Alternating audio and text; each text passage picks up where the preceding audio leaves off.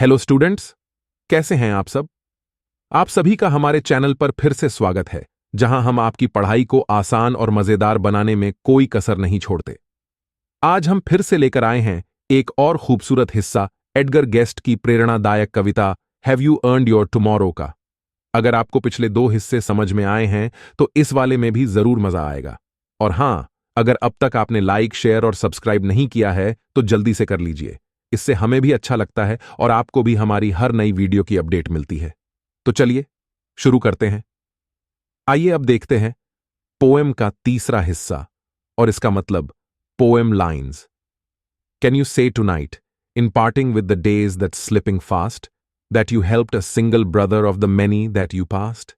Is a single heart rejoicing over what you did or said?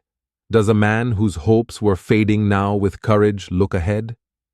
Students, अब देखते हैं line by line explanation. Line 1. Can you say tonight, in parting with the days that's slipping fast? इस पंक्ति में कवि हमसे पूछते हैं, क्या आप आज रात जब यह दिन खत्म हो रहा है ये कह सकते हैं कि आपने किसी की मदद की? यहां parting with the days that slipping fast का मतलब है कि दिन बीत रहा है और हम इसे अलविदा कह रहे हैं। एडगर गेस्ट हमें यह सोचने पर मजबूर करते हैं कि क्या हम अपने दिन का सही इस्तेमाल कर रहे हैं। जैसे जैसे वक्त बीतता है हम क्या कोई ऐसा काम कर रहे हैं जो किसी के लिए फायदेमंद हो? सोचिए, रात में सोने से पहले हमें ऐसा लगना चाहिए कि हमारे दिन का इस्तेमाल किसी और के भले के लिए हुआ है। क्या आपने आज किसी की मदद की? अगर हां, तो यकीन मानिए यह दिन सफल हुआ। लाइन 2.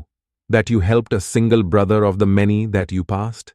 अब इस लाइन में कवि हमसे सवाल करते हैं, क्या आपने अपने रास्ते में किसी एक इंसान की मदद की?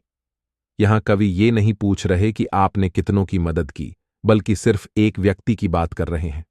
सोचिए, हम दिन भर जाने कितने लोगों से मिलते हैं, किसी को देखकर मुस्कुराना, किसी का हालचाल पूछना या किसी की थोड़ी सी मदद करना। क्या आपने ऐसा किया? एडगर गेस्ट का कहना है कि हमारे आसपास ढेरों लोग होते हैं और अगर उनमें से किसी एक की मदद भी कर पाएं तो यह बहुत बड़ा काम है। हमें दूसरों के प्रति दयालु और मददगार बनना चाहिए। Line 3. Is a single heart rejoicing over what you did और सेड। इस पंक्ति में कवि पूछते हैं कि क्या आज आपने कुछ ऐसा किया है जिससे किसी का दिल खुशी से भर गया हो? यहां रिजॉइसिंग का मतलब है किसी के दिल में खुशी का एहसास होना। हम अक्सर अपनी बातों और कामों से लोगों के दिलों को छू सकते हैं। एक प्यारे से शब्द या किसी की छोटी सी मदद उनके दिल को खुशी से भर सकती है। कभी आपने सोचा है किसी के लिए छोटी सी चीज करना भी उनके लिए कितना खास हो सकता है? हमें अपने छोटे छोटे कामों से दूसरों की जिंदगी में खुशी भरने की कोशिश करनी चाहिए। एडगर गेस्ट हमें बताते हैं कि हमारी एक छोटी सी पहल किसी के लिए बड़ी खुशी बन सकती है। लाइन 4.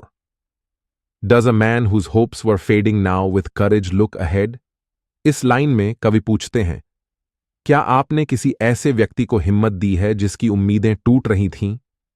यहां एडगर गेस्ट यह कहना चाहते हैं कि जब कोई व्यक्ति परेशान हो या उसे उम्मीद की जरूरत हो तो क्या हम उसे प्रोत्साहित करते हैं? क्या हमारे शब्दों ने किसी को जीवन में आगे बढ़ने की हिम्मत दी है? यह एक बड़ा सवाल है, क्योंकि बहुत से लोग ऐसे होते हैं जो अपनी मुश्किलों में घिरे रहते हैं। अगर हमारे शब्द, हमारी बातें किसी को हिम्मत देती हैं, तो इससे बड़ा और कोई काम नहीं हो सकता। हमें हमेशा दूसरों को आगे बढ़ने की प्रेरणा देनी चाहिए, ताकि वे अपनी जिंदगी में नई उम्मीदों के साथ आगे बढ़ सकें। इस तीसरे हिस्से में एडगर गेस्ट ने हमें यह सिखाया कि हमारे दिन का मूल्य तभी है जब हमने किसी की मदद की हो या किसी को खुशी दी हो।